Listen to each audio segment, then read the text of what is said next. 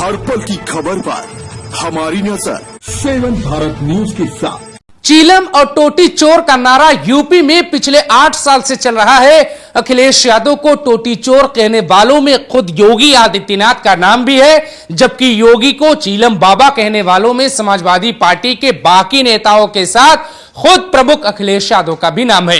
चीलम और टोटी दो ऐसे शब्द हैं जिनका जिक्र यूपी चुनाव में होने वाला है और इस बात पर घमासान अभी से मच गया है। दिल्ली में एक टीवी चैनल पे रेखा गुप्ता एक इंटरव्यू देती हैं। टीवी चैनल के एंकर मानक गुप्ता दिल्ली की मुख्यमंत्री से कुछ सवाल पूछते हैं। उनसे कई नेताओं के बारे में सवाल किया जाता है, जिनमें एक नाम अखिलेश यादव का भी था। रेखा गुप्ता से पूछा जाता है कि अखिलेश यादव के बारे में आप एक शब्द क्या कहेंगी, तो वो कहती हैं टोटी चोर। कुछ ही देर में यह वीडियो देश भर में वायरल हो जाता है और अखिलेश यादव प्रेस कॉन्फ्रेंस में इसका जिक्र तक कर देते हैं।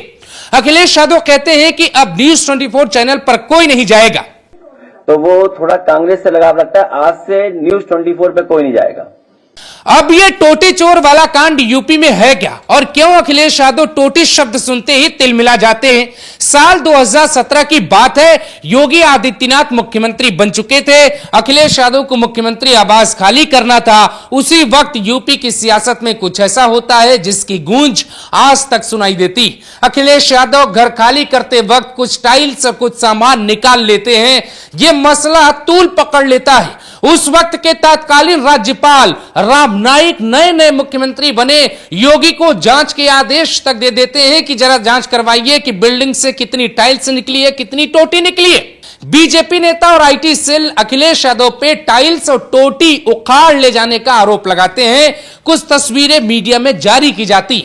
उस वक्त अखिलेश यादव लखनऊ से मैनपुरी चले गए। वहां से अखिलेश कहते हैं कि लखनऊ आके पूरा हिसाब देता हूं। वो लखनऊ आते भी हैं और 23 मई 2017 को एक प्रेस कॉन्फ्रेंस भी बुलाते हैं। दोनों हाथों में टोटी थी और फिर जो होता है उसका अंदाजा यूपी की सियासत में कम से कम किसी को नहीं था। अखिलेश यादव दोनों हाथों में टोटी लहराते हुए कहते हैं कि बीजेपी वालों बता देना, जितनी टोटी कहोगे खरीद के दे दूंगा। अखिलेश यादव चुनाव हारे थे, हताश थे, निराशा थी। पिछले 2 साल से पार्टी, परिवार और सरकार में उनके साथ कुछ भी ठीक नहीं चल रहा था और उस एक प्रेस कॉन्फ्रेंस के बाद अखिलेश यादव बीजेपी के हर पासे में बुरी तरह से घिर गए। टोटी लेकर के आया हूं और टोटी इसलिए लेके आया हूं कि अगर सरकार को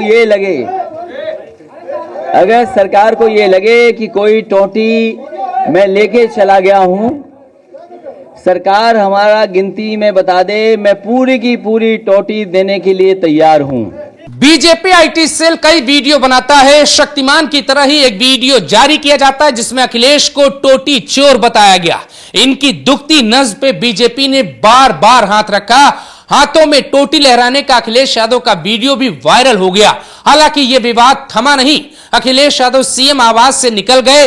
कुछ अखबारों ने टोटी ले जाने की खबरें छापी तो बीजेपी ने ही टोटी चोर का नाम दे दिया। अखिलेश यादव जब सीएम आवास से निकले तो उसे बकायदे गंगा जल से धुलवाया गया। योगी आदित्यनाथ ने भी कई बार अखिलेश यादव को रैलियों में अलग अलग जगहों पे टोटी चोर कह दिया। गोरखपुर की एक रैली में उन्होंने यह कह दिया कि टोटी चोर को वोट मत करना।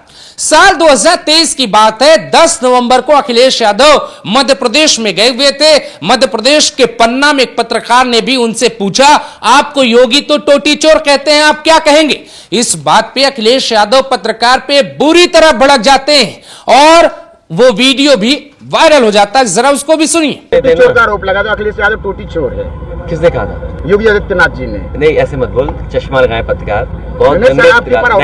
नहीं, मैं पत्रकार, मैं कुछ बोलूं तुम्हें? तुम बीजेपी के एजेंट हो बेटा। तुम बीजेपी के एजेंट हो और बीजेपी के एजेंट नहीं होते तो इतना महंगा रेबेन का नकली चश्मा न लगाए होते तुम। अखिलेश के राजनीतिक जीवन की ये वो भूल थी जिसका फायदा बीजेपी नेता हर बार और हमेशा उठाते। दिल्ली की मुख्यमंत्री रेखा गुप्ता पहली बार की विधायक है। पीएम मोदी और गृह मंत्री अमित शाह ने उन्हें मुख्यमंत्री बनाया। वो अच्छी मुख्यमंत्री हैं या नहीं, यह बात उन्हें अभी साबित करनी होगी।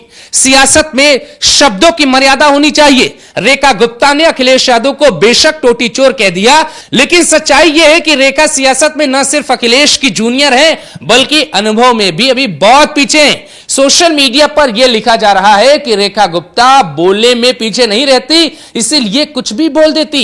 अखिलेश यादव यूपी के सीएम रह चुके हैं और पूर्ण बहुमत की सरकार चला चुके। रेखा गुप्ता को अपनी ही पार्टी के नेता और गृह मंत्री अमित शाह से सीखना चाहिए। जब संसद में अखिलेश यादव और शाह भिड़ते हैं तो मर्यादा का ख्याल रखते हैं।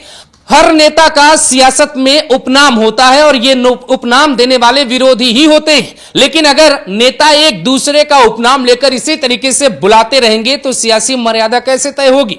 रेखा गुप्ता केजरीवाल और आतिशी पर भी कई शब्द ऐसे ही बोलती है। रेखा गुप्ता के बयान पर आपकी निजी राय क्या है, यह जरूर बताइएगा। क्या रेखा गुप्ता को ऐसा नहीं बोलना चाहिए? अखिलेश यादव के पास 37 सांसद हैं, वो खुद कन्नौज से चुनाव जीते हैं। फर्क इतना है कि बीजेपी सत्ता में है, अखिलेश यादव विपक्ष में है। लड़ाई योगी और अखिलेश की चल रही है, तो क्या रेखा गुप्ता या किसी और नेता को इस खेल में कूदना नहीं चाहिए? या अगर कूदे तो शब्दों की मर्यादा जरूर रखनी चाहिए, क्योंकि अगर आप किसी को टोटी चोर कहेंगी तो सियासत में उनके समर्थक आपको भी एक उपनाम दे सकते।